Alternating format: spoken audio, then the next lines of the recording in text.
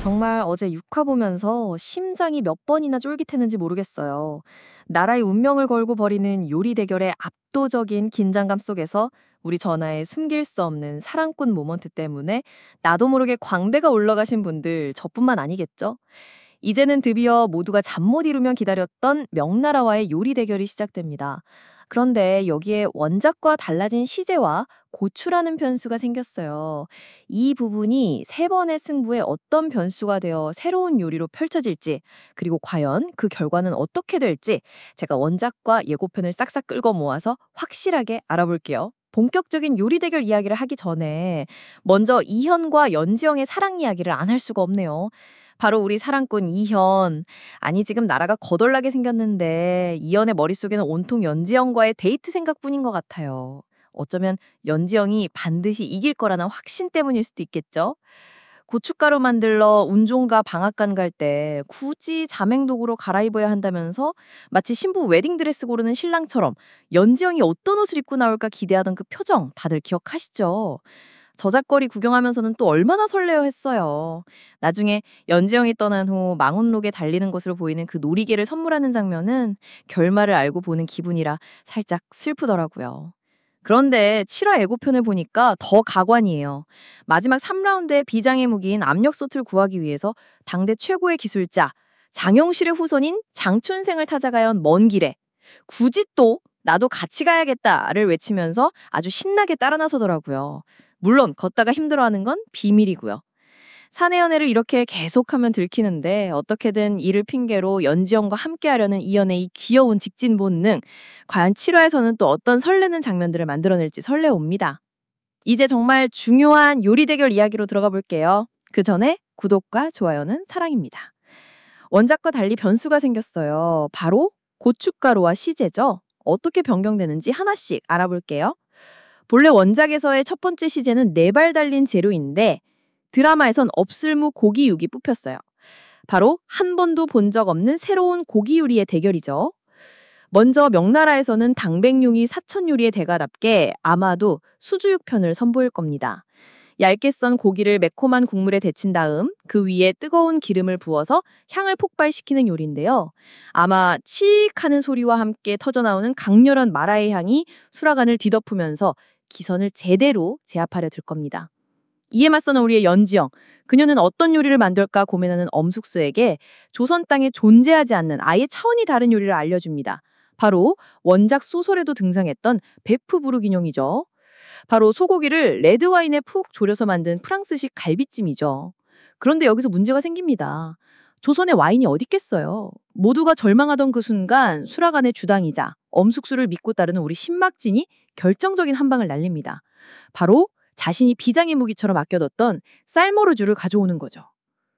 와인 못지않은 깊은 산미와 풍미를 가진 이 쌀머루주가 들어가면서 베프 부르기뇽은 완벽하게 완성됩니다. 자, 결과는 당연히 조선의 승리입니다. 난생 처음 맛보는 깊고 진한 풍미의 서양식 고깃찜에 명나라 사신단은 물론 이현과 신하들까지 모두 경악을 금치 못하면서 1라운드는 조선이 먼저 1대0 승을 가져갑니다. 강목주는 본인이 믿던 맥만수가 경합해서 패할 거라 생각했지만 연지영의 진심 어린 자세에 동화된 맥만수는 결국 강목주의 기대를 저버리고 완벽한 팀 수락관의 일원이 되어 승기를 가져오게 되죠. 하지만 이는 곧 맥만수의 목을 줄 또 다른 하나의 복선으로 남게 됩니다.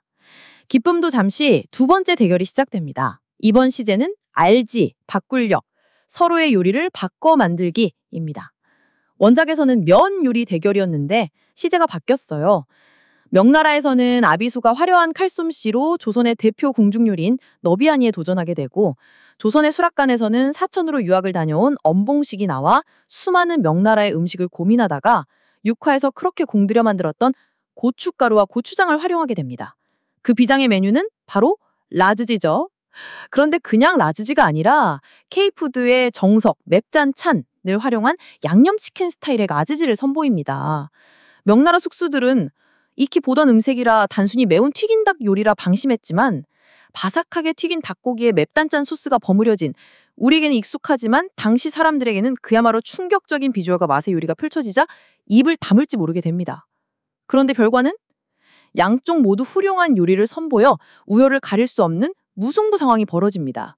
문제는 바로 그때 경합전 우곤이 맞평가가 동수일 경우 전하와 내가 인정하는 공신력 있는 자에게 평가를 받자라고 했던 말이 복선이 되어 발동됩니다. 그리고 그 순간 심판으로 나선 인물 바로 제산대군입니다. 이연과 수락한 사람들 미소를 띠게 되고 모두 당연히 조선의 손을 들어줄 것이라 믿어 의심치 않은 그 순간 제산대군은 모두의 예상을 깨고 본인의 야심은 감춘 채 어리숙한 표정으로 명나라의 손을 들어줍니다. 그렇게 2라운드는 조선의 패배로 돌아가고 경기는 다시 1대1 원점이 됩니다. 와, 정말 이 제산대군을 어떻게 할 거예요. 운명의 마지막 3라운드. 시제는 인삼이 들어간 탕 요리. 이거는 원작에서 조선 인삼이 시제였는데 달라짐 없이 가더라고요. 명나라는 공문례가 자존심을 걸고 나서죠. 온갖 귀한 재료를 며칠씩 꼬아내는 황실 최고의 보양식, 불도장을 선보입니다. 그 압도적인 비주얼과 향에 모두가 이번의 말로 조선이 졌다고 생각하는 순간 연지영은 아주 평범해 보이는 삼계탕 하나를 내놓습니다. 공문례는 연지영이 삼계탕을 만든다는 이야기를 듣고 비웃기 시작하죠. 다른 명나라 숙소들과 달리 마카롱을 바로 앞에서 안 먹고 따로 숨겨 나중에 먹으면서 어떻게 만들었을까 생각할 정도로 연구하던 공문예였는데 연지영이 단순한 삼계탕을 만든다니 어이가 없었던 거죠. 그런데 이건 그냥 삼계탕이 아니었습니다. 여기에는 조선의 과학이 담긴 두 가지 비책이 숨겨 있었죠. 첫 번째 비책, 구구포 흑삼. 연지영은 그냥 인삼을 쓴 게 아니었습니다. 인삼을 9번 찌고 말리는 과정을 통해 약효와 퉁미를 극대화한 흑삼을 만들어 재료의 격을 아예 바꿔버린 겁니다. 두 번째 비책, 압력솥. 그런데 제산대군이 압력솥을 구하러 연지영과 이연에게 자객을 보내게 되죠. 명나라에서는 당연히 본인들이 삼계탕 정도는 쉽게 이긴다 생각했지만 혹시나 하는 별수를 없애려는 제산대군의 생각이었습니다. 그렇게 표적은 연지영이 되고 자객들이 달려들어 연정이 떨어지게 되만 회복하여 다시 궁궐로 오게 됩니다. 하지만 여기에서 너무나 긴 시간을 날려버린 거죠. 그런데 장춘생에서 얻어낸 이 미래의 조리도구는 며칠을 고아야 하는 불도장의 맛을 단 몇 시간 만에 뛰어넘는 기적을 만들어버립니다. 그런데 결과는 평범한 삼계탕인 줄 알고 국물 한 숟가락 등 심사지원들은 입안에서 터지는 상상 초월의 깊고 진한 맛에 충격을 빠집니다. 재료를 재창조하고 기술로 시간마저 지배해버린 이 혁신적인 요리 앞에 명나라의 불도장은 결국 무릎을 꿇게 됩니다. 그렇게 3라운드는 조선의 압도적인 승리, 최종 스코어 2대1로 조선은 명나라와의 요리 대결에서 최종 승리하게 됩니다. 이렇게 요리 경합은 조선의 짜릿한 역전승으로 끝날 것으로 보입니다. 하지만 여러분 이게 끝이 아니죠. 제산대군의 배신으로 궁궐 내의 적들이 이현에게 본격적으로 발톱을 드러냈습니다. 과연 이현과 연지영은 승리의 기쁨을 온전히 누릴 수 있을까요? 주방에서의 전쟁은 끝났지만 진짜 목숨을 건 전쟁은 이제부터 시작입니다. 다음 주 7화 정말 역대급 꿀잼이 예상되는데요. 본방 절대 놓치지 마시고요. 구독과 좋아요 꾹 눌러주세요. 그럼 안녕!